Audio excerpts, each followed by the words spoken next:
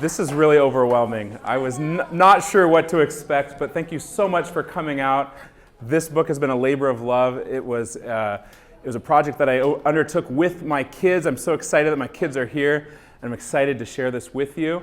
I'm going to go as quickly as I can. I've got a lot of fun things for you to see on the screen about the story of how this book came together. But I know that some of you probably need to get home and stuff, so we're going to go as fast as we can. We're going to have books for sale and for signing afterwards. And so let's dive right in to the genesis of this story. This is me. I just learned how to smile. I haven't stopped yet. And I always loved to draw. Like Mike said, as soon as I could hold a pencil, I was drawing. And also writing as well. And my dad, actually, since I was homeschooled, my dad, he taught our creative writing class, and that was very instrumental. I also grew up in Hawaii, and so here we are at a waterfall. How many of you were hanging out at a waterfall today? Yeah, it was a pretty magical childhood. And as I looked at some of these pictures recently, I realized I was basically living Escape from Terikiak as a child.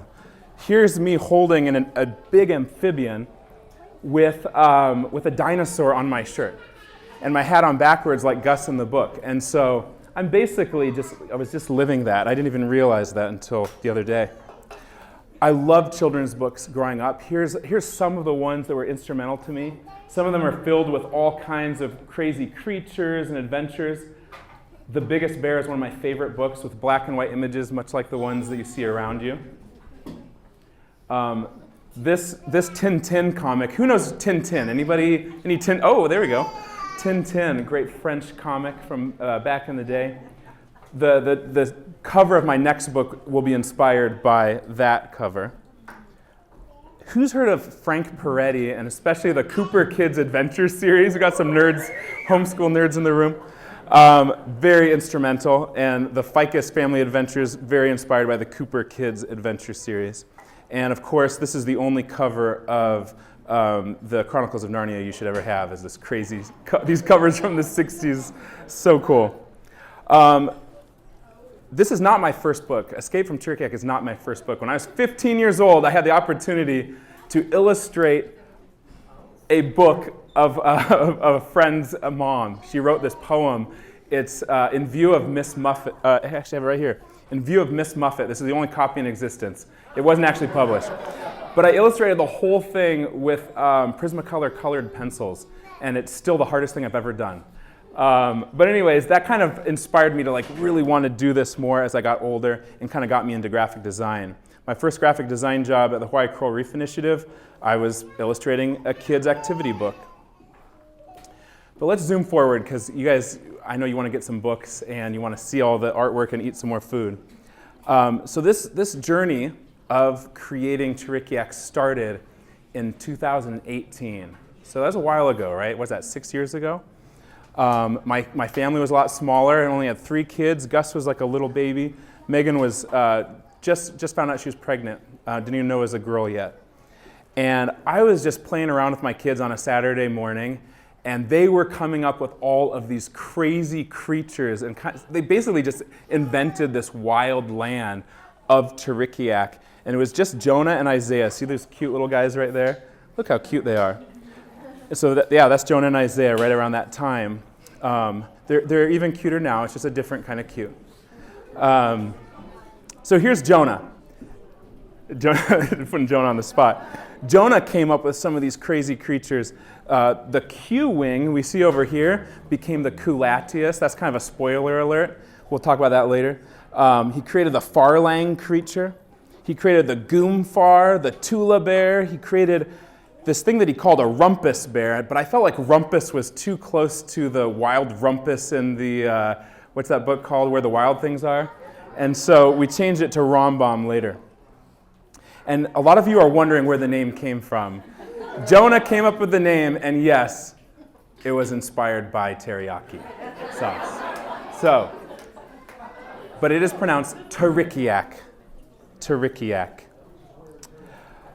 One of the things that I'm not so proud of, and then I am kind of proud of, is how my kids were coming up with crazy ideas, and we knew there was going to be pirates in this thing, and we were coming up with this scene of this pirate king making Alexander walk the plank. And my little Isaiah, I mean, he's just, look how little he was. He's like, maybe there should be this walrus drinking coffee just hanging out on the side. And I was like, that's a terrible idea. So there's no way that was ever going to end up in the book. But then later I came to my senses and realized the walrus drinking coffee needs to be the pirate king. And that is now one of Kid's favorite parts of the book. But you can see that was me just humoring him with this little walrus drinking coffee with a mustache and glasses. And yeah, there's Winifred in all of his glory later on. Originally it was just going to be called Jonah's Island, and it was just going to be those two brothers. So here's how the story evolved. The first thing I did is I actually went and bought 2 books. I have them actually right here if you want to see them afterwards. The green one is a lined book for me to just jot down notes that my kids were coming up with and things I added onto. And then the black one is for all the sketches, just kind of raw sketch ideas. My kids would draw on random pieces of paper and then I would translate them in there. And then I also did a ton of research too, of just like looking at different creatures and scenes from movies and islands and all kinds of different stuff. And so if you look at, my photos from that time, there's a lot of just weird, weird pictures. And I knew there were these scenes that we kind of created together. They were just like kind of core scenes that I knew had to happen, but we just didn't know how they would all tie together. And so that was really the thing that we had to do. And along the way, a couple years in, I realized that Gideon needed to be in the story. And him and his relationship with the Rambam character in the book is often many kids' favorite part of the story. And so I'm so thankful that we worked Gideon in. And Gideon actually, another spoiler alert, created one of the most important characters in the book, which is the mighty Besor. And this was a sketch I did right after seeing a sketch that he did. I'm still trying to locate all the original sketches of my kids. They exist, we just can't find them. Along the way, we changed their names to Augustine, Alexander, and Arthur. Augustine and Alexander are actually Gideon and Isaiah's middle names, and then Arthur was just a name that Jonah picked for himself. And there was a minute where it almost became Spy Kids 2. For like an entire year in this process, I had this great idea. I thought that we're going to have this mad scientist, and he's combining creatures, and there's going to be monkey spiders and all these things. And then I presented that to the kids and to my wife, and Megan was like, I think that's Spy Kids 2. Which is a great movie, by the way. I was just a couple decades. So anyways, I abandoned that, went back to what we had originally come up with. So anyways, maybe missed it. So I had all of this kind of, the book was like pretty close to being done, but there was a lot of things that just weren't connected. And during the pandemic, I hopped on this Zoom call with Andrew Peterson. Who knows the Wing Feather series? Anyone have heard of the Wing Feather? So Andrew Peterson is the author of the Wing Feather series. And he was doing this Zoom call for writers and just giving some tips and stuff from his own experience. And he said something that really inspired me. You can see Jonah here feverishly taking notes because he's also an amazing author and illustrator, obviously. But what he said was that you can kind of storyboard and plan a book to death sometimes. And I had kind of done that. I'm a graphic designer, I'm a problem solver, I'm a planner, and I had all kinds of storyboards, all kinds of ideas in my green notebook. But he was like, sometimes you just got to put yourself into the story, and you might be surprised what happens, what the characters decide to do. And so I started following that line of reasoning. I actually enjoyed the process more, and just like he said, I was very surprised at some of the choices that my characters were making. It's a very weird, if any of you have written fiction, it's a really kind of weird, almost spiritual process where you're kind of really inserting yourself into the book. And so I really credit that to Andrew Peterson. So thank you, Andrew, if you're listening. Thank you so much. The process. Okay. So first of all, sketching down ideas. So if any of you want to write a book, I encourage you, get a little sketchbook, get a little notebook, and just jot down ideas as they come. Because if you wait and you don't do that, you might miss them. They might not come back. That kind of applies to a lot of areas of life, actually. It's not a bad idea to just have a little sketchbook. Okay, what many of you might be wondering is, what did I actually use to draw these pictures? They are all digital. I drew all of these with an Apple Pencil and an app called Procreate on my iPad. And so these are all prints that you see around you. But in order to write chapters, I would have to start with the drawings first most of the time. I'd have this image in my head that I had to get out. So I do these really rough thumbnail sketches, and then after many hours, they turn into finalized designs. Do you see that? And this is why it took me so long. When I saw them all on the wall around me, I was like, man, this was a lot of work. You know, when it's just in a little folder or whatever, it seems like nothing's ever getting done, and then you frame them and you put them around you, and now I'm surrounded by all you people. It's a little overwhelming. But that was the process, and you know, some of these pictures took many, many hours to accomplish. And now here's a fun one. This is what the cover almost was. This is what the style almost was. My kids still think this is a much better design. Check this out. You got Winifred over here, the walrus. We got a Tula. We got this volcano. There's all kinds of cool stuff. This is the animated series look, okay? This is not quite what I wanted. So I took that and I kind of calmed it down a little bit. Maybe gave it a little bit of Tintin vibes there. And that's the kind of look we went with. My kids are still bummed about this. This is one time I went against them. So maybe I'll regret it. Like I mentioned, I use the app Procreate. I use it all day long at Fruitful. That's like my go-to app for drawing because you can undo. It's important to draw by hand on pencil on paper, but it's also great to have Procreate. And then I also use this app. I ended up using this app called Scrivener to write the book. So if any of you are really interested in like writing a book, it's a really cool app. You can kind of plan it out in tiles, and you can switch things around. Aaron, do you use Scrivener? Okay, I saw like some excited looks over there. Yeah, it's a really cool app. And so I would encourage you to maybe look into it if you're interested. Okay, I wrote a lot of this on vacations, nights and weekends. We went to Pensacola in early 2021, and a lot of it came together while we stayed at this beach house. And that's the desk where I wrote a lot of Terikiak and got a lot further. And that's when I was able to create my first really, really rough draft. I printed it out a local printer and started marking it up and sharing it with some friends. Here's some of the young beta readers. Some of them might be in the room here, some from Coram Deo. And it was really, really cool to share this with some young people and get their feedback. It was so crucial. And it really encouraged me to finish this thing, because there's a while there it just kind of feels like it's in my head and like, maybe nobody cares. And when I started sharing it with kids, it got me so excited. Because by this time, my kids were bored of this thing. My wife, my friend Nick read it. Lots of people started reading it and giving me some really good feedback. I ended up hiring an editor. This is one of the last things I held out on. I found her on a platform called Reedsy, and she was really great. We did one round of editing. I wish I could have done 2 or 3, but I'm just not that rich. The next time I will. And then for those who are interested, I ended up using Kindle Direct Publishing, so I didn't go through a publisher. I just published it myself. And that's an amazing thing nowadays. You can just do this. You can do hardcover, softcover, all this stuff. And yeah, one of the best things about it is when you find a typo, you can log in and change it. And so I've done that. So there are some typos here. These are going to be worth way more than the ones you can buy on Amazon today. I'm serious. Like, these are the only ones that will ever have the typos that are in this one. We'll get into that in a second. That's one of the hidden gems. So this is like the last part here, the hidden gems. So my favorite animal has like been the African bullfrog like forever. And that is what Frederick is based on. And Frederick, of course, is named after my nephew, Frederick, right here. I have a lot more nephews now, and Felipe came up to me and was like, I want to be in the next Terikiak.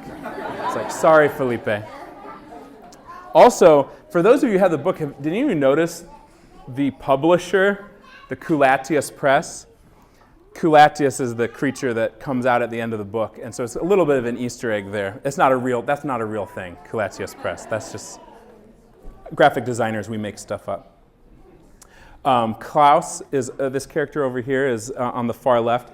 His name is Klaus. That's named after another one of my nephews right there. Santiago is another one of my nephews right here. We've got this is a really important group right here. We've already mentioned Frederick, and then Evangeline is Donna's middle name. So I have to represent so many people in these books. Oh yeah, here's a good slide. Where's Tim? Tim Henze? Where are you? Here you are, Uncle Tim. So Uncle Tim is this character that's just mentioned a few times in the book because the Gus character carries around this harmonica, and it talks about how he's learning to play harmonica from his Uncle Tim, which is totally based on Tim Hensey, who actually really made this show happen. In fact, could we just give a round of applause to Tim Hensey?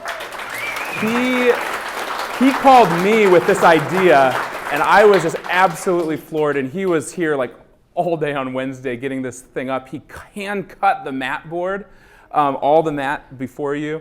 He framed these. These are actually his frames. So there's little QR codes next to each of these pictures. You can buy the pictures right now off my website. You can't pick them up tonight because, you know, the gallery show.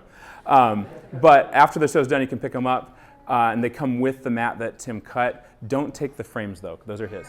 And the Marine Band harmonica is a harmonica that my dad had that I used to play. That's in the book. Page 114 is an extra page. There's a page in this version. If you buy it tonight, it's a duplicate page. I know. It was an accident. I don't know how it happened. You get an extra page, and I will not charge you for it. It is on the house. And just read it again. It's really good. It's a good page. It's a very important thing. Also, as many of you know, the story starts out on this family vacation to Slaughter Beach, Delaware. And that's a real place. And horseshoe crabs, which become a big part of the story as well, they come there to like mate on the beach. And there's like millions of them. It's a kind of overwhelming thing. I visited Slaughter Beach with my dad. And what year was that, Dad? Early 90s. Uncle Larry was there for some reason, right? Super weird. Helped you move. Yeah. We were living in Maryland for a little while. We went up to Delaware. And it's a core memory of mine, and so it had to be in the book. Another thing that some of you nerdy kids might have realized is I love alliteration. In fact, I just changed the call to action button on my website to buy Ben's book because I love alliteration so much. So that's when you repeat consonants in a row like that. So here's a few that I just saw when I just flipped through the book really quickly. Floppy Flipper, Furry Fracas, Merry Marauder, Frederick the Frog, Rebecca the Raptor, Winifred the Walrus, Ficus Family, and there's a whole lot more. So if you like alliteration, this book is for you. The first chapter that I wrote was actually chapter 13, The Commander. I'd already planned out so much, and I had to get myself into the story, so I started kind of right in the middle. And I've had a few people tell me that was their favorite chapter. I apparently went downhill from there. But that one is, that's where I started. And the last chapter I wrote is the prologue, the first chapter. My early versions don't have it, but got a lot of feedback saying like maybe get people into that kind of weird part of Terikiak. So I added the prologue, which I'm glad I did. Okay, so here's the end, you guys. You've made it. The lesson. Create things with your kids. It doesn't have to be a children's book like this with 30 illustrations and all that stuff. Bake with your kids, cook with your kids, play Legos with your kids.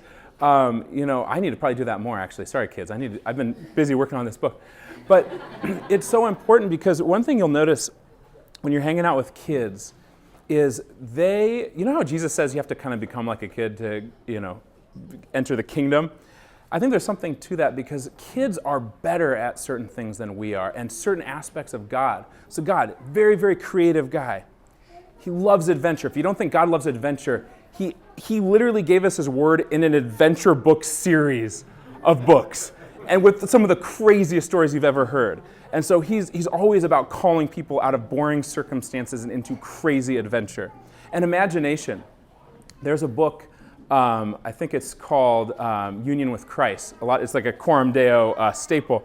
And the first chapter is all about cultivating imagination. I love that chapter. I didn't make it much further than that chapter, but that chapter is so good because it's saying most of the stuff that God talks about, you can't actually see it. You've got to develop a better imagination, and kids are so good at that. And so that's one of the things I learned along this way is that creativity, adventure, imagination, they're all things that kids can really help us on.